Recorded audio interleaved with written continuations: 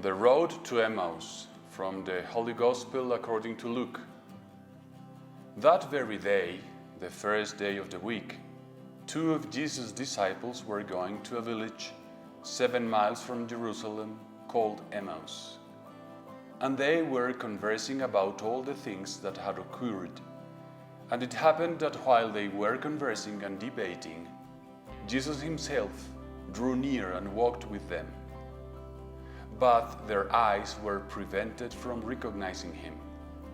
He asked them, "What are you discussing as you walk along?" They stopped, looking downcast. One of them, named Cleopas, said to him in reply, "Are you the only visitor to Jerusalem who does not know of the things that have taken place there in these days?" And they replied to them, "What sort of things?" They said to him, "The things that happened to Jesus the Nazarene, who was a prophet mighty in deed and word, before God and all the people. How our chief priests and rulers both handed him over to a sentence of death and crucified him. But we were hoping that he would be the one to redeem Israel. And besides all this, it is now the 3rd day since this took place. Some women from our group, however, have astounded us. They were at the tomb early in the morning and did not find his body. They came back and reported that they had indeed seen a vision of angels who announced that he was alive. Then some of those with us went to the tomb and found things just as the women had described, but him they did not see." And he said to them, "Oh, how foolish you are, how slow of heart to believe all that the prophets spoke. Was it not necessary that the Christ should suffer these things and enter into his glory?" Then, beginning with Moses and all the prophets, he interpreted to them what referred to him in all the scriptures. As they approached the village to which they were going, he gave the impression that he was going on farther. But they urged him, "Stay with us, for it is nearly evening and the day is almost over." So he went in to stay with them. And it happened that while he was with them at a table, he took bread, said the blessing, broke it, and gave it to them. With that, their eyes were opened and they recognized him, but he vanished from their sight.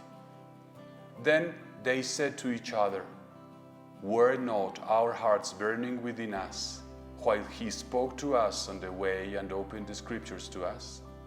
So they set out at once and returned to Jerusalem, where they found gathered together the 11 and those with them who were saying, "The Lord has truly been raised and has appeared to Simon."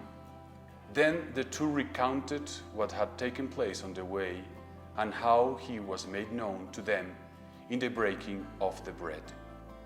This is the gospel of the Lord. Dear friends, I have a sentence here that seems to me very interesting.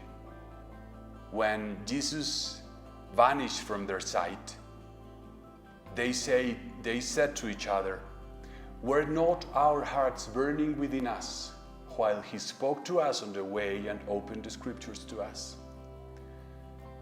The word of Jesus burns in their hearts, is strong. And how is it? The Lord appeared to have a random encounter with them.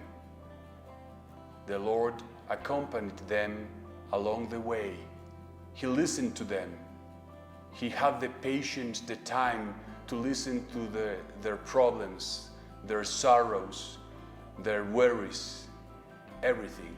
And only at the end of listening to them, he explained the scriptures. He rebuked in some way to them and reproached some of their lack of belief. But the Lord didn't appear saying, "Oh, I'm Jesus. listen to me. The way he approaches is so humble, so simple. It's very, very interesting. And I think that when we want that our message go deep in the hearts of the people around us, the one who is listening to us, we can first of all listen carefully, listen openly, and only at the end of the listening share our ideas. May the Lord help us to do this, to share our love in this way to the people that is around us. And may the Lord bless you in the name of the Father and of the Son and of the Holy Spirit.